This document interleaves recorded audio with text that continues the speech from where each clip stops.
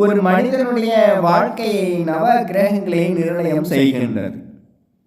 இதையே விதி என்கின்றோம்.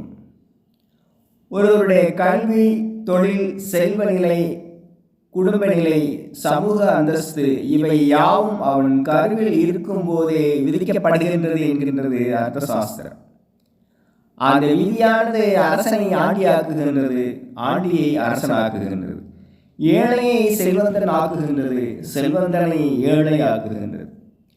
பட்ட மரம் துளிர்க்கவில்லை என்பதற்காக வசந்த காலத்தின் மீது குற்றம் சொல்ல முடியுமா?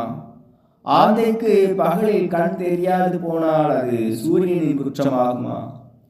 சாதக பறவையின் வாயில் மழை துளி விழாமல் போனால் அதற்காக மேகத்தின் மீது பழி போட முடியுமா? தலையெழுத்து என்று போடப்பட்ட விதியை யார்தான் மாற்ற இயலும்? விரும்புகின்ற எல்லாவற்றையுமே அடைந்தவன் யார்? அவரவருக்கு விதிக்கப்பட்டதே கிடைக்கின்றது. எனவே எல்லோருமே தங்களுக்கு கிடைத்ததில் திருப்திப்பட வேண்டியதுதான் காலத்தின் கட்டாயமாகும்.